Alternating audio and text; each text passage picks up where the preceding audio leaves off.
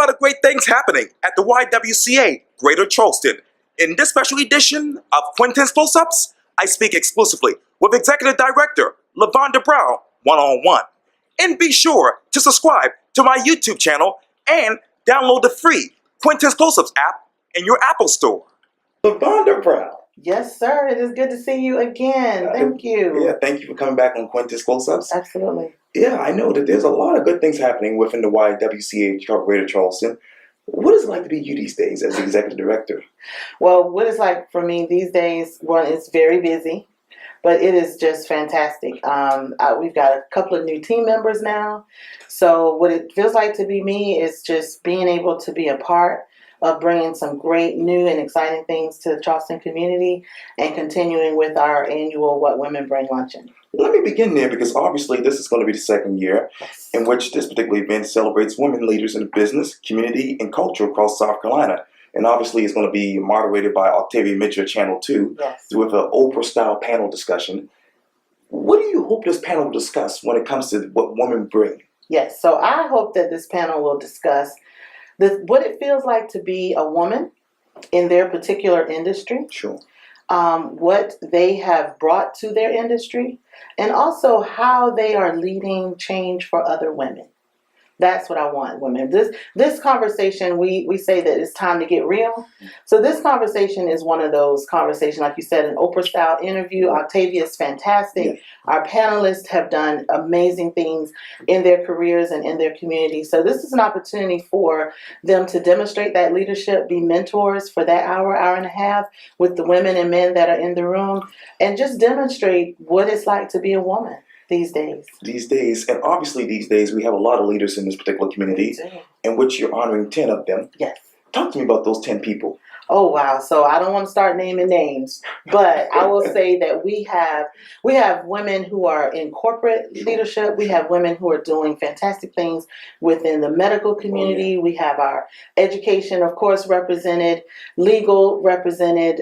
We have individuals who are entrepreneurs who are doing things in that realm. So what we really looked at was breaking up, because we know that women are everywhere these days. Even though we're still having some firsts, even in 2019, we're still having first woman this and first woman that. But within these industries, we know that women are represented everywhere. So we wanted to cover the entire community. And we wanted to be able to show that there are some unsung heroes. There are women who are behind the scenes as well as those who are right on the front run. So we want to show everything, demonstrate everything. We want to be very inclusive, and that's what I'm excited. If you've seen the list of panelists, very diverse group of women, and I'm excited to hear what they all have to say. I'll have to say, absolutely. And I know when you talked earlier about conversation, obviously the conversation continues about racism. Yes. And I know from this Chronicle newspaper article recently, obviously the North Charleston Police Department is announcing its goal to basically allow a 2-day racial equity training hosted by the YWCA Greater Charleston. Let me ask you a simple question. Why? Why the North Charleston Police Department? Well, a couple of reasons. I think we know that Charleston has had its issues with police and civilian relations. Most communities have in recent years. And when you look at all of the various outcomes, regardless of the industry, whether it's healthcare, housing, income, and employment, people of color have the worst outcomes, period. And when you look at police relations and law enforcement contacts, you find that as well. So just in having a couple of police officers from the North Charleston Police Department come to one of our earlier 2-day trainings, that information got back to Chief Burgess. And that feedback on that this could be something that could really help the officers come to terms with how to better deal with individuals in the community where they're serving. And not only that, by having a class of 40 where we have many officers there, but also civilians, now you're building a bridge between the community and the police officers, and we get to see each other as just humans. We're just people. We're people who bring our experiences to our jobs. And so this 2-day training is not only an opportunity to learn about how to better address systemic racism, but also how to see each other as humans.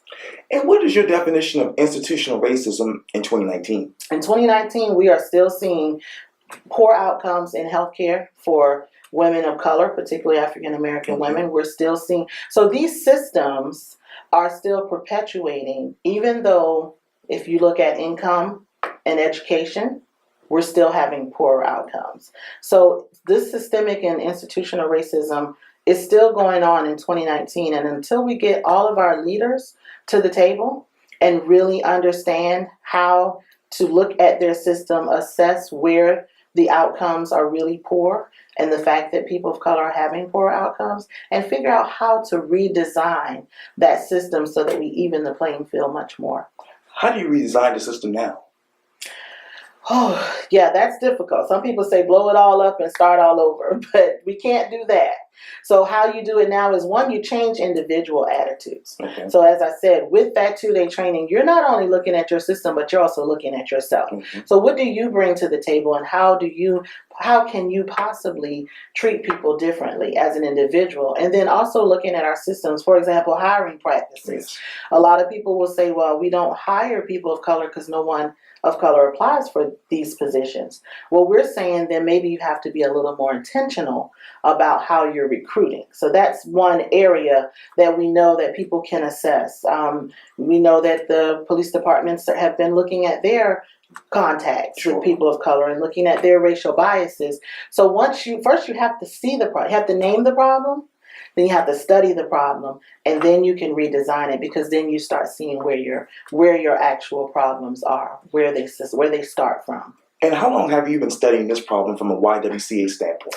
YWCA has always been about bringing about equality for all.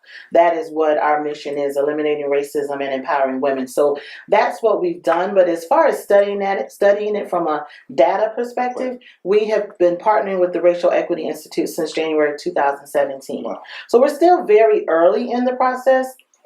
But even with that, we've trained almost 400 individuals. Wow. And obviously you're partnering with Metanoia as well. We're partnering with we have a lot of partners. We have been so blessed to have many nonprofit, and now coming on board our jurisdictions, and our police departments are coming more on board. So our partnership is very strong, and I think that Metanoia has been a great partner in brokering this arrangement with the North Charleston Police Department. Coastal Community Foundation has been very instrumental, because all of these things, no one person can do it alone. It's a heavy lift by yourself. So I definitely believe that together we make a difference when we come together. And let me get back over here to what women bring. Yes. When that panel discussion ends on May 21st, what do you hope the conversation continues to next? So the next thing is, one of the things that we built into this luncheon is that we don't just end that day. Okay. So every month, every attendee that comes to that luncheon will be a part of a online blogging community. Okay. And so each one of our honorees every month will do a mentoring moment where it'll be a video or a written blog that will go out to the attendees to continue the conversation and continue to dive deeper, because we know we can only cover each woman's story but so much in that short period of time. But through the monthly blog, the women and men who have attended will get the opportunity to have that mentoring moment by one of the women honorees, so that we can, and the conversations are all over the place, everywhere, everything from just how to make it in a man's industry to how to spiritually connect and really follow your passions. So it goes, and Octavia did a wonderful one for us just recently on just transformation, and told her personal story.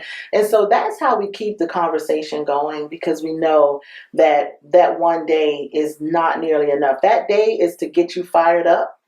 And then we're just going to keep it simmering throughout the year until we meet again next year. Yeah. What's that one woman's story that relates to you?